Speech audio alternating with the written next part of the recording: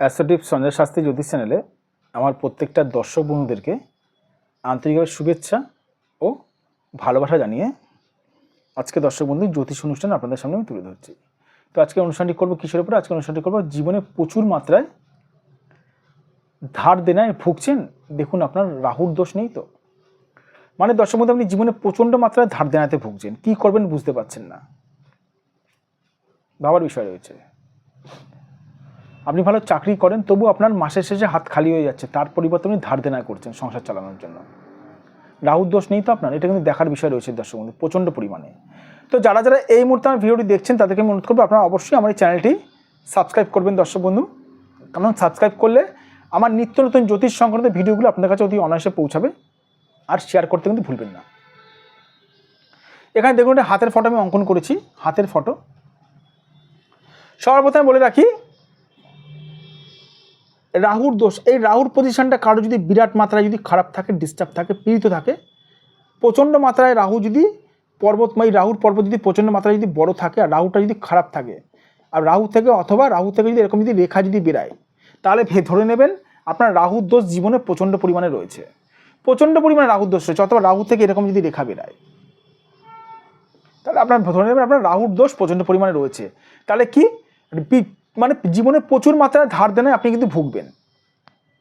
আপনি ওঠার চেষ্টা করুন, উঠতে পারবেন না যতক্ষণ না সঠিক জ্যোতিষ দ্বারা সঠিকভাবে এর প্রতিকার করাচ্ছেন। সঠিক জ্যোতিষ, যে জ্যোতিষ আপনার ভাগ্য সংক্রান্ত বিষয়গুলো বলে দিতে পারবে, যে জ্যোতিষ আপনার সমস্যাগুলো বলে দিতে পারবে, সে হচ্ছে দর্শক বন্ধু সঠিক জ্যোতিষ। মাথায় জটা ধরে জটা নিয়ে থাকলে আর গায়ে কালো লাল বসন ধরে থাকলে হয় না সঠিক জ্যোতিষ। সঠিক জ্যোতিষ হচ্ছে সঠিক গণনায়। যাই হোক, সেই ব্যাপারে আমি অন্য সময় আলোচনা করব। এখানে দেখুন, আমি যেটা ব্যাপারে ভিডিওটি করছি, কারো যদি রাহু যদি প্রচণ্ড মাত্রায় যদি খারাপ থাকে, সেই মানুষটা কিন্তু জীবনে প্রচুর মাত্রায় কিন্তু রাহুর দোষ কিন্তু ভুগবে। এমনকি মানুষটার মেন্টালিটি ঠিক থাকবে না, পাগল পর্যন্ত হয়ে যেতে পারে। রাহু একটি মানুষকে পাগল পর্যন্ত করে দিতে পারে। এবার আমাকে অনেকে প্রশ্ন করে থাকতে পারেন, স্যার আমাদের রাহুর দোষ আছে বলে আমরা ইউটিউব দেখে থেকে টোটকা টিপস করছি। একটা কথা বারবার করে বলে দিই দর্শক বন্ধু, রাহুর দোষ থাকলে টোটকা টিপস করলে 0% ফল পাওয়া যায়। কেন জানেন? আপনি যা মানলাম আপনার রাহুর দোষ হয়েছে, রাহুর আপনি টোটকা টিপস করছেন, মেনে নিলাম, ঠিক আছে। রাহুর দোষ কত পরিমাণে রয়েছে? 100%, না 50%, না 20%, না 30%? রাহুর দোষ কত পার্সেন্টেজ আপনার রয়েছে জানা আছে কি? জানেন কি? জানি না স্যার। তাহলে কিসের টোটকা টিপস করছেন? না রাহুর করছি। আরে রাহুর কত পার্সেন্ট আপনার হাতে খারাপ রয়েছে, রাহুর দোষ কত পার্সেন্ট রয়েছে জানেন কি? জানি না স্যার।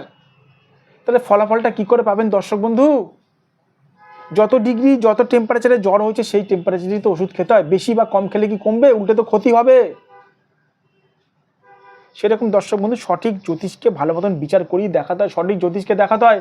সঠিক জ্যোতিষ, সঠিক অ্যাস্ট্রোলজার, যে জ্যোতিষ আপনার ভাগ্য সংক্রান্ত বিষয়গুলো বলে দিতে পারবে, সে হচ্ছে দর্শক বন্ধু সঠিক জ্যোতিষ।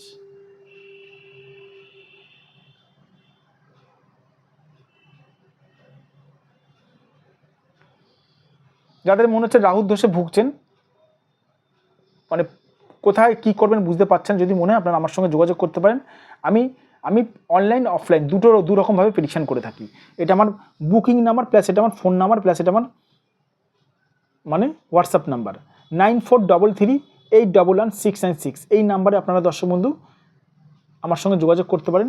আর এটা আমার 7003115041।